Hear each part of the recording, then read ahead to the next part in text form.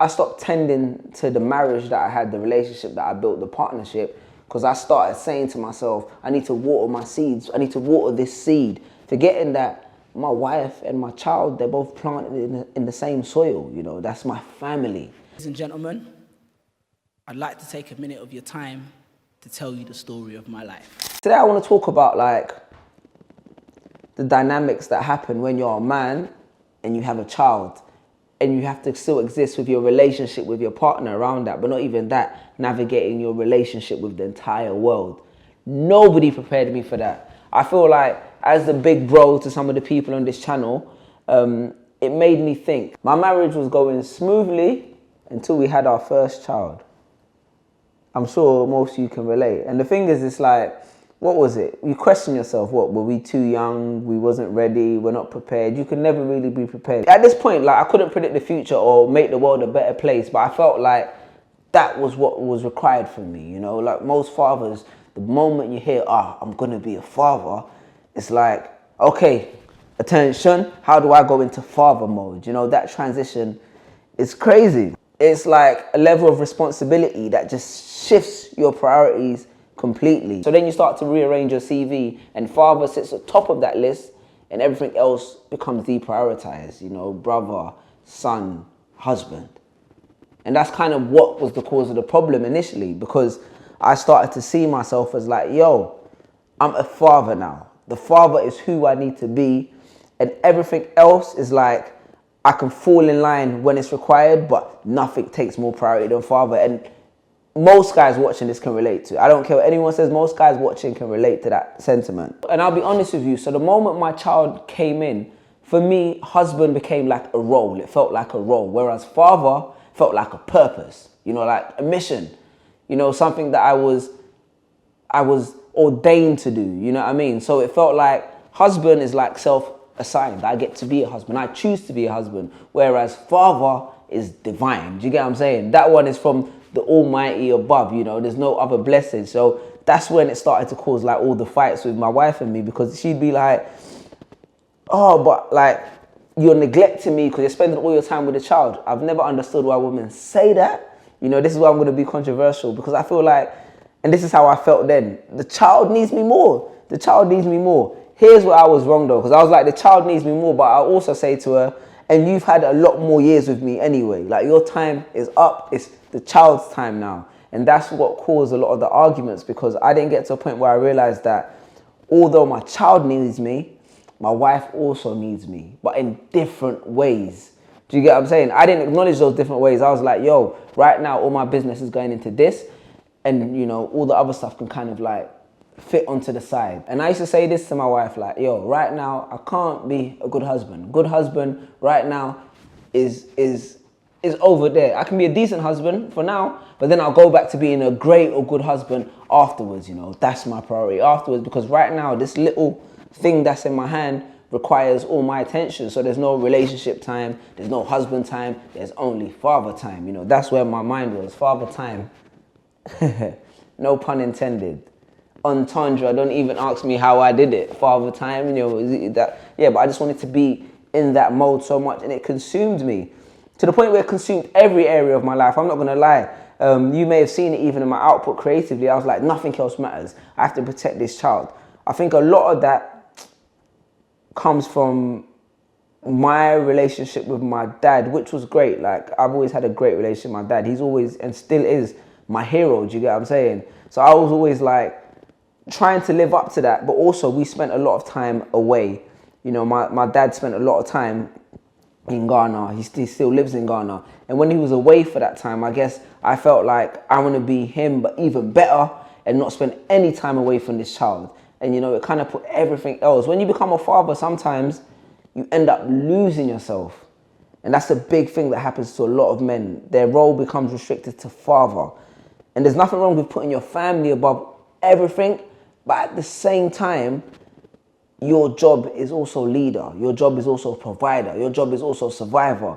You know, you have so many other roles that if you're able to do them well, you set a better example for your kids, especially because I have boys. I have 2 boys. You know, and it's at that point I really realized that parenting actually, like, parenting, you could be in a relationship with someone, but when you start parenting, it magnifies the difference between you lot like crazy.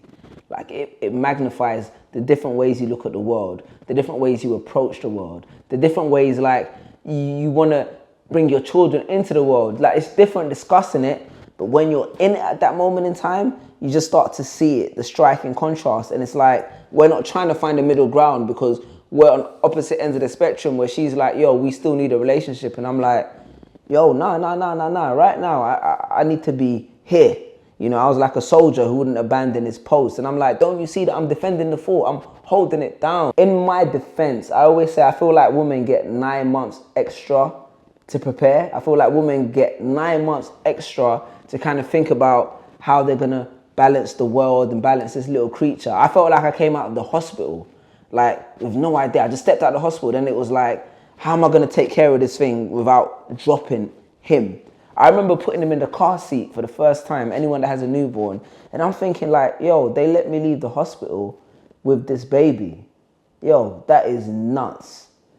That is crazy. You let me like leave the hospital with a newborn baby, and at nights, I wouldn't sleep. Most parents know this, like any fathers can relate. Most of my audience are probably older now, so they'll know. When a newborn is in a bed, it's so still. And you know, you hear all these things about like infant. And I have a terrible friend. When I first had my baby, he was like, yeah, man, he's got oldest child. He goes, I was so worried about infant cot death. And in my head, I was like, what's infant cot death? You know, and then I kind of like was thinking, oh my God, some babies just die in the cot. So I was up all night, literally just watching him every 5 seconds, checking if he's breathing. Yo. You know? So I was just so consumed by that. So I wouldn't even say it took over my marriage, it took over my life. And I don't regret that because I think it's a process you have to go to come out on the other side and realize like, I can trust myself. I can trust myself as a parent that I'm going to do an okay job, you know, that I'm going to be all right. And I can still be who I need to be while also being the parent I can still be who I need to be while also being a parent, you know. I feel like a lot of women will often say, oh, they lose themselves in motherhood. But no one ever talks about like the guy's side of it. Because a lot of guys, we especially when we grew up in a lot of environments, like, you know, I can count how many friends, like in England, not so much when I went to Ghana, but in England, I could count how many friends grew up with like a 2-parent household. I can count on one hand. It was like not common. So you always like, we're going to buck the trend, you know what I mean? You know? So I kind of messed up because I feel like I got to the point where like I forgot that my wife needed attention, you know? I was like, I need to water my seeds. You know, I stopped tending to the marriage that I had, the relationship that I built, the partnership, because I started saying to myself, I need to water my seeds. I need to water this seed, forgetting that my wife and my child, they're both planted in the same soil, you know? That's my family. I have to create a family home. And that's going to be the best thing for him, for me, for all of us, because we can all thrive in that environment. And ultimately, I realized my responsibility as a father, you know, and this is where I started to salvage like the relationship and kind of put it with my wife and start to put it together. I realized it's not just about navigating the child to adulthood. You know, children are nurtured in the love that you show them, but also the love you show around them, you know?